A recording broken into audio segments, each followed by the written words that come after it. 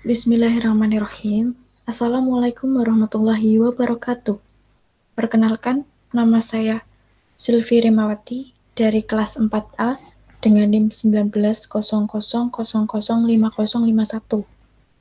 Saya akan mempresentasikan hasil praktikum materi pembelajaran IPA SD, yaitu materi klasifikasi tumbuhan, yang saya laksanakan pada tanggal 23 Maret 2021 sampai dengan 25 Maret 2021. Dengan 3 subtopik, yaitu 1. Morfologi tumbuhan, 2. Anatomi tumbuhan, 3. Taksonomi tumbuhan. Kemampuan dasar 1. Mengumpulkan ciri-ciri morfologi dan anatomi dari tumbuhan. Yang kedua, mengidentifikasi tumbuhan berdasarkan ciri-ciri morfologi dan anatomi yang tampak. 3. Mengklasifikasi tumbuhan berdasarkan persamaan ciri-ciri yang tampak. Tujuan praktikum 1. Mengumpulkan ciri-ciri morfologi tumbuhan. 2. Mengumpulkan ciri-ciri anatomi tumbuhan. 3. Mengidentifikasi tumbuhan berdasarkan persamaan ciri morfologi yang tampak. 4. Mengidentifikasi tumbuhan berdasarkan persamaan ciri anatomi yang tampak. 5. Mengklasifikasi tumbuhan berdasarkan persamaan ciri-ciri yang tampak. Kerangka teori. Anatomi merupakan ilmu yang mempelajari struktur tumbuhan dari tahap awal perkembangan benih hingga kematangan tumbuhan hingga dewasa. Morfologi tumbuhan adalah ilmu yang mempelajari bentuk fisik tumbuhan. Morfologi tumbuhan berguna untuk mengidentifikasi tumbuhan secara visual. Kemudian taksonomi. Taksonomi tumbuhan adalah yang menelusuri tumbuhan, penyimpanan, pemerian, pengidentifikasian, klasifikasi, dan penamaan tumbuhan. Alat dan bahan. Yang pertama alat, yaitu kertas A4, kemudian pensil, penghapus, mistar, buku tentang taksonomi, dan kemudian pisau. Bahan yang digunakan yaitu 1. Satu buah tumbuhan padi lengkap, akar, batang, daun, dan buah. Yang kedua, 1 buah contoh batang dari daun tumbuhan jambu, yaitu jambu biji. Yang ketiga, 1 buah contoh dari daun dan bunga, yaitu bunga sepatu. 4. 1 buah contoh biji dan daun dari tanaman melinjo. Kemudian, hasil pengamatan. Nama tanaman 1 padi. Bagian-bagian padi yang saya ambil yaitu 1 akar, batang, daun, dan buahnya. Bagian pertama, bagian akar. Bagian morfologi akar yaitu akar padi termasuk ke dalam akar serabut. Bagian anatomi akar padi: epidermis, kortek, endodermis, stele. Stele yaitu pembuluh kayu dan pembuluh tipis, xilem dan phloem. Kemudian batang.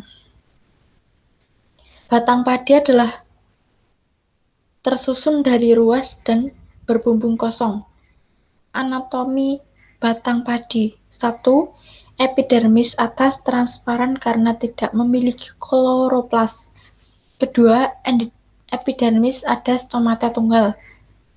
Stomata terletak pada epidermis bawah.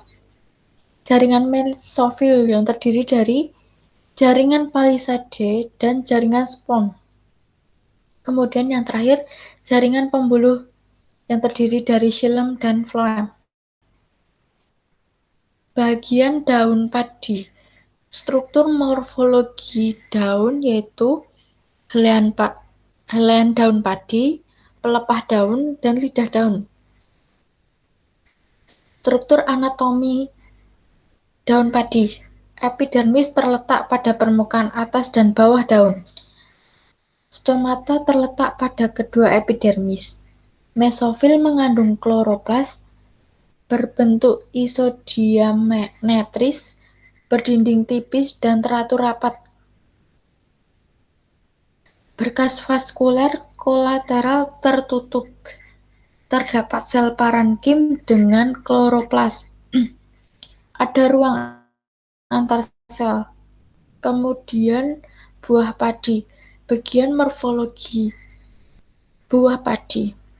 Bunga yang mempunyai benang sari yang bertangkai pendek dan dengan 2 tangkai putih dan 2 buah kepala penyerbukan yang menghasilkan buah berupa padi. Bagian anatomi buah padi. Terdapat bulu padi, kulit padi, endosperm. Kemudian pada biji padi terdapat radikula, kutelum, plumala, kulit biji, dan endosperm. Yang berikutnya dari tanaman jambu biji, yaitu bagian daun dan batang jambu. Bagian tanaman dari daun jambu biji. Bagian morfologinya. Daun tunggal berhadapan, bertangkai pendek. Daun nampak muda dan licin. Permukaan atas nampak tua. Daun jambu lebar, berbentuk jorong. Bentuk tulang daun pennivis atau menyirip. Bagian anatomi daun jambu biji. Epidermis atas terdiri dari 1 lapis sel pipih terentang tangensial berbentuk poligonal, dinding antiklinal lurus, tidak ada stomata. Epidermis bawah, sel lebih kecil, pipih, terentang tangensial, poligonal, antiklinal lurus. Stomata, tipe anomostik. Kemudian banyak pada permukaan bawah. Rambut penutup terdapat pada kedua permukaan, banyak pada permukaan bawah, kerucut ramping dan umumnya terlihat bengkok. Terdiri dari 1 sel berdinding tebal, jernih, ujung pangkal rambut bengkok. Jaringan air terdapat di bawah epidermis atas, 2-3 lapis sel besar, jernih dan tersusun rapat tanpa ruang antar sel. Kemudian ada kelenjar minyak ideoblast. Yang terakhir yaitu jaringan palisade. Terdiri dari 5-6 sel, terletak pada bawah jaringan air. Kemudian zat hijau terdapat lebih banyak pada 2 sel pertama, berunggal lebih banyak. Kemudian pada bagian batang jambu biji. Struktur morfologinya yaitu keras dan memanjang, permukaan yang licin dan halus, berbentuk bulat, diameter sekitar 10-20 cm. Kemudian struktur anatomi dari batang jambu biji, yaitu phloem intraxllor. Selaput kayu utama membentuk lebih sedikit silinder lengkap. Phloem internal membentuk 1 lapisan yang berlanjut. Phloem internal banyak di dalam tumbuhan. Terdapat parenkim, daerah protoxylem, membentuk perimedulari. Yang kemudian adalah bagian daun dan bunga sepatu. Bagian tanaman. Daun bunga sepatu, bagian morfologinya meliputi berdaun tunggal, tepi beringkit, ujung runcing, pangkal tumpul, panjang sekitar 10-16 cm, lebar 5-11 cm, berwarna hijau muda dan hijau. Bagian anatomi daun bunga sepatu. Pada epidermis atas, terdiri dari kolenkim, rambut penutup, mesofil dengan hablur kalsium oksalat bentuk roset. Berkas pembuluh, palisade dengan hablur kalsium oksalat, jaringan bunga karang, satu sel berbentuk 4 persegi panjang jarang dan berlendir. Lebih besar dari sel jaringan lain. Rambut penutup jarang, berbentuk bintang, mempunyai sel tunggal dan dinding tebal pada epidermis bawah.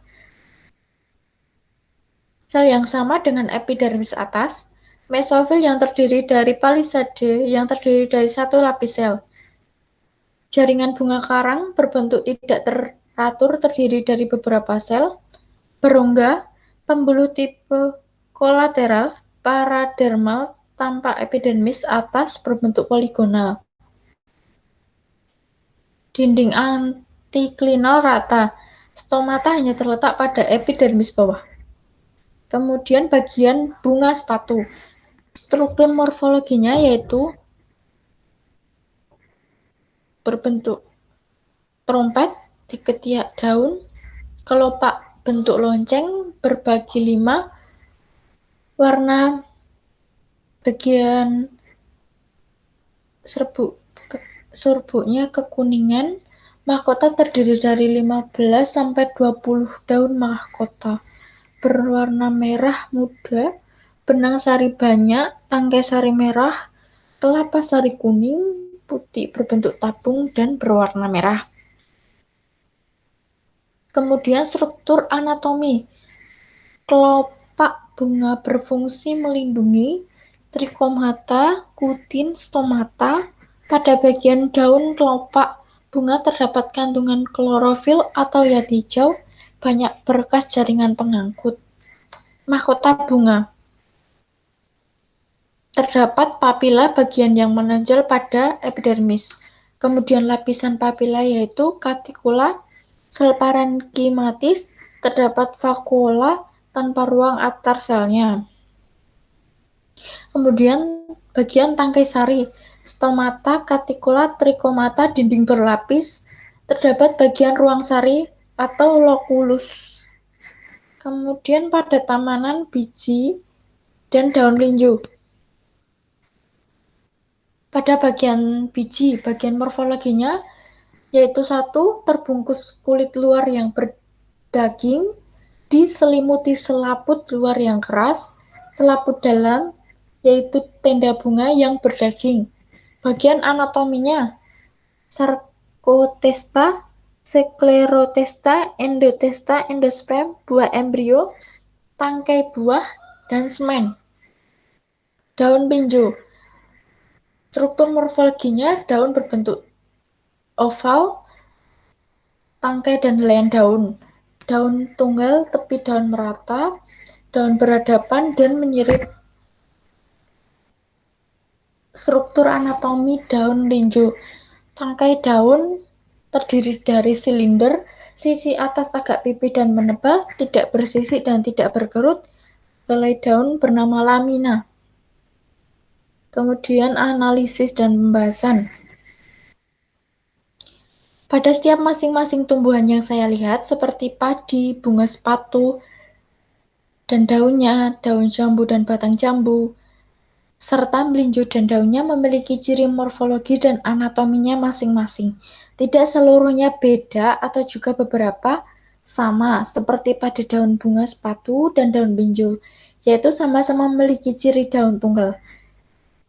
Setiap tumbuhan juga memiliki anatomi seperti sama-sama memiliki epidermis dengan fungsinya masing-masing.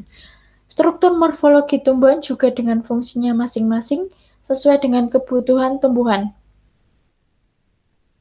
Bagian dari tumbuhan sendiri seperti akar, batang, daun, buah, dan biji, serta bunga juga memiliki tugasnya masing-masing dalam keberlangsungan hidup tumbuhan tersebut.